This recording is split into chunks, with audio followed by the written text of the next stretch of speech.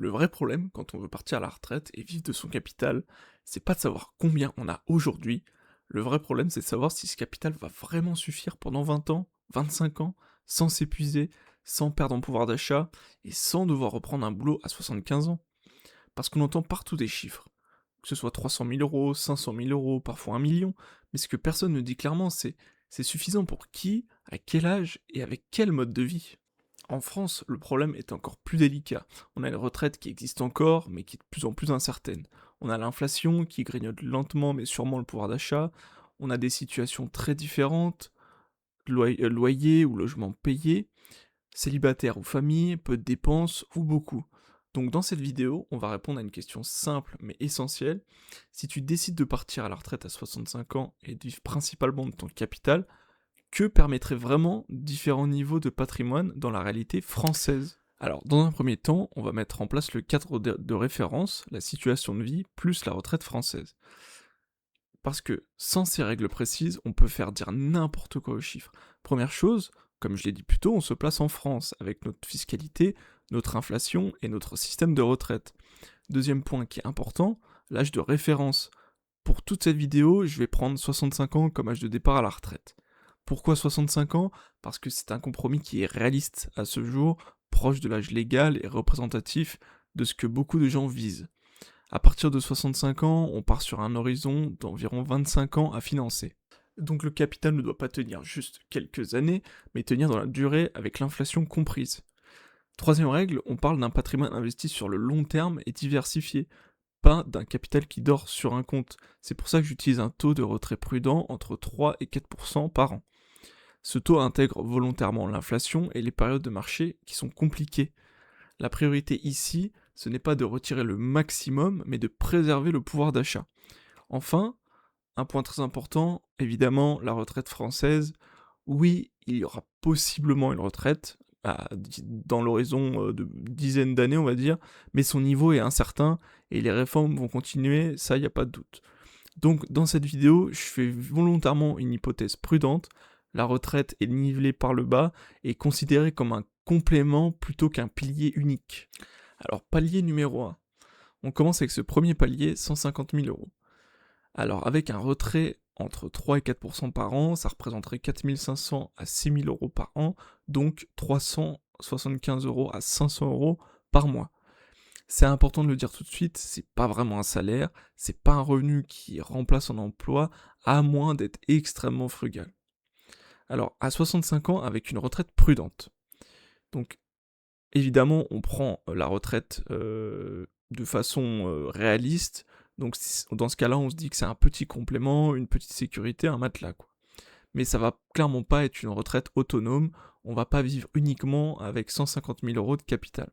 Alors, qu'est-ce qui est possible concrètement? Donc, on va voir ce qui est possible euh, comme niveau de vie avec ce type de palier en fonction de la situation. Alors, pour le cas d'un célibataire frugal avec un logement payé. Dans ce cas-là, avec un mode de vie assez simple, ça peut permettre d'ajouter quelques restaurants dans le mois, des loisirs simples, et éventuellement un petit voyage par an sans stress. C'est pas le grand confort, mais c'est un vrai plus dans le quotidien. Dans le cas d'un célibataire avec un loyer, alors là, s'il y a un loyer qui est encore en cours, ça va pas mal limiter, alors ça va aider, mais ça va pas changer radicalement le niveau de vie au quotidien. Dans le cas d'un couple ou enfant. Alors, pour un couple ou une situation avec des enfants à charge, soyons clairs, ça va pas être suffisant. Ça peut exister comme petite sécurité supplémentaire, mais c'est pas une solution de retraite durable. Alors, petite pause rapide, si ce genre de contenu t'aide à y voir plus clair, n'hésite pas à mettre un like, ça aide énormément la chaîne. Et si tu veux continuer à avancer avec une approche simple, long terme, sans promesses irréalistes, tu peux t'abonner. Donc ici on parle d'investissement pour bâtir quelque chose de solide dans le temps, pas pour spéculer. Allez, on continue. Alors, on passe au palier 2, 300 000 euros. Ce que ça génère. Avec un taux de retrait prudent entre 3 et 4%, ça représente environ 9 à 12 000 euros par an, soit 750 à 1000 euros par mois. On n'est toujours pas sur un salaire, mais on commence à avoir un complément de régulier et significatif. Donc à 65 ans avec une retraite prudente, en tenant compte de la retraite française, donc on est sur un vrai complément de retraite qui peut clairement améliorer le niveau de vie. Ce n'est pas encore une retraite autonome, mais on n'est pas non plus dans un simple matelas de sécurité. Alors maintenant, on va voir tout ce qui est possible concrètement dans des situations de vie claires. Alors, en étant célibataire sans loyer, avec un logement déjà payé du coup, ce complément va permettre des voyages réguliers, des restaurants réguliers également, une vraie marge de manœuvre au quotidien. On parle pas de luxe, mais on parle d'un confort assumé. Dans le cas d'un célibataire avec un loyer, alors le confort là, il existe, mais il va rester modéré. Ce complément va vraiment aider, mais il va falloir toujours faire attention à certaines dépenses. Dans le cas d'un couple, ça peut fonctionner, mais ça va dépendre du niveau des pensions. Avec 2 retraites correctes, ça peut clairement améliorer nettement le quotidien. Avec des pensions faibles, la marge va rester limitée. Et finalement, en famille, soyons honnêtes, ça va être très tendu. Le palier n'a pas été pensé pour financer une famille à la retraite. Donc 300 000 euros, c'est souvent un vrai premier cap en France. On commence à sentir que le patrimoine travaille vraiment, mais on n'est pas encore dans la liberté totale. Alors maintenant, on passe au troisième palier, 600 000 euros. Alors, avec ce type de palier et un retrait prudent de 3 à 4%, ça représente environ 18 000 à 24 000 euros par an, soit 1 500 à 2 000 euros par mois. Là, on parle plus d'un simple complément, on parle d'un revenu régulier qui commence à peser dans l'équation.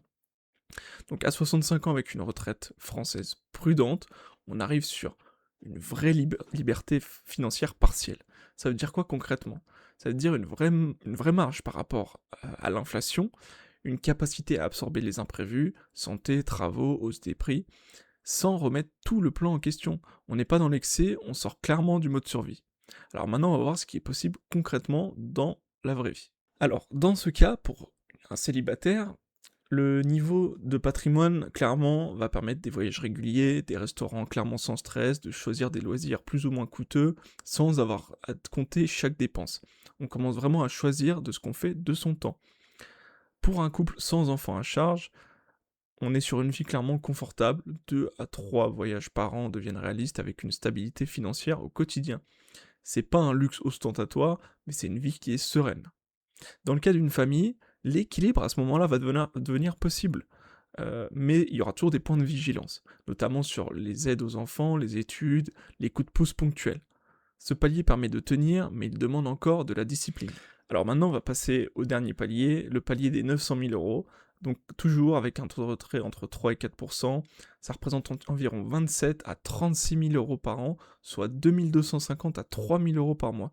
Bon, à ce niveau-là, on parle d'un revenu qui pèse vraiment dans l'équation et qui change profondément la façon dont on vit sa retraite.